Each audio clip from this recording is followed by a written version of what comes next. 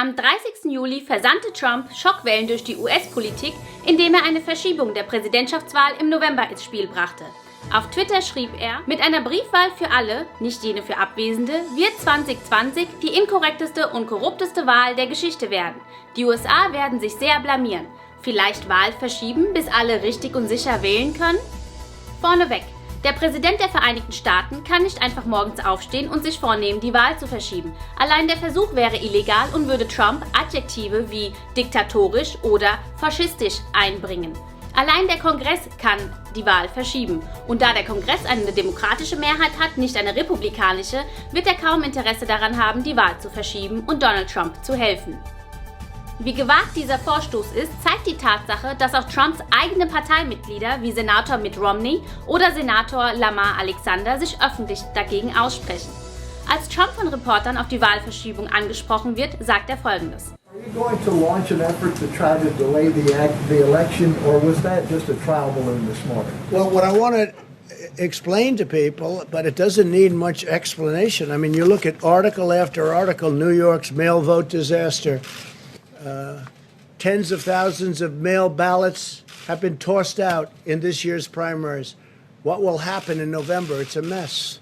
This is done by Washington Post. Can you believe it? The Washington Post of all papers. Fake news, but in this case it's not fake, it's true. This is done by the Wall Street Journal. Here's another one. Vote by mail experiment reveals potential problems within postal voting system ahead in the November election. And you see what's happening with so many different places. They're doing even trial runs. They're a disaster. And I don't want to see an election, so many years I've been watching elections, and they say the projected winner or the winner of the election.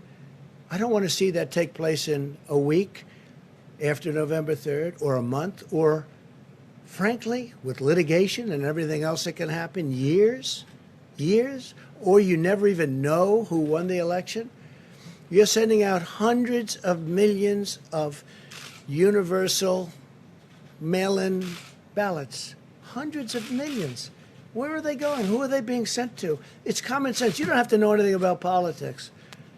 And the Democrats know this. The Democrats know this, Steve. So I want an election and a result much more than you. I think we're doing very well. I want to have the result of the election. I don't want to be waiting around for weeks and months and literally, potentially, if you really did it right, years, because you'll never know. These ballots are missing. You saw Paterson, New Jersey. You saw many other instances. There's tremendous litigation on that right now. And that doesn't include absentee. Absentee is different. Absentee, you have to work. And you have to send in for applications. You have to go through a whole procedure. Like, for instance, I'm an absentee voter because I can't be in Florida because I'm in Washington. I'm at the White House. So I'll be an absentee voter. We have a lot of absentee voters, and it works. So we're in favor of absentee, but it's much different than millions of people. In California, they're going to send out tens of millions of voting forms. Well, where are they going to go? You read where postmen are in big trouble now? You read where city councils are in big trouble now. Voter fraud all over the ballots. So, no, I want to be standing, hopefully, hand held high, big victory. But delaying the election is probably a non-starter. Wouldn't you agree with that? I just feel I don't want to delay. I want to have the election. But I also don't want to have to wait for 3 months and then find out that the ballots are all missing and the election doesn't mean anything. That's what's going to happen, Steve. That's common sense. And everyone knows it. Smart people know it. Stupid people may not know it. And some people don't want to talk about it, but they know it. And no, we want to have an election where people actually go in and what's your name? My name is so-and-so. Boom, you signed the book like I've been doing for years. It's very, very unfair to our country. If they do this, our country will be a laughingstock all over the world because everyone knows it doesn't work. How many ballots is he sending in California? Is it 28 million or some massive number? Other states are sending out millions and millions of ballots. Well, they've done it. They had experiments. They had news organizations experimenting.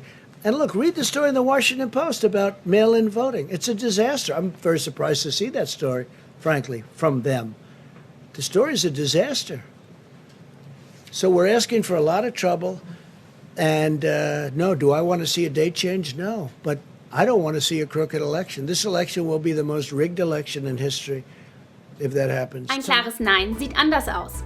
Trump sagt zwar, dass er die Wahl nicht verschieben wolle, merkt aber gleichzeitig an, dass ein Wahlergebnis durch einen Rechtsstreit für Jahre verhindert werden könne. Aber trotzdem, wieso bringt Trump eine so absurde Idee hervor? Weil er musste, als Ablenkungsmanöver. Denn zeitgleich kam die Nachricht, dass die US-Wirtschaft um 32,9% eingestürzt ist. Es war das schlechteste Quartal der modernen Geschichtsschreibung. Und Trump braucht für seine Wiederwahl eine florierende Wirtschaft. Der Historiker, Politikwissenschaftler und Professor Allan Lichtman ist bekannt für seine Prognosen. Seit 1984 hat er alle 9 Wahlergebnisse richtig vorausgesagt. Und Lichtman hat 13 Komponenten, an denen er das festzumachen vermag. Darunter zählen soziale Unruhen, militärische Erfolge und die Wirtschaft. Durch die Black Lives Matter-Proteste kann Trump den Punkt soziale Unruhen nicht für sich gewinnen. Als militärischen Erfolg verzeichnet er den Abzug der US-Truppen aus Deutschland.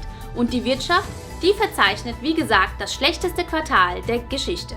Und deshalb, nur deshalb thematisiert Trump die Wahlverschiebung. Plötzlich reden alle nur noch von diesem skandalösen Vorschlag und die Wirtschaft, die ist fast vergessen.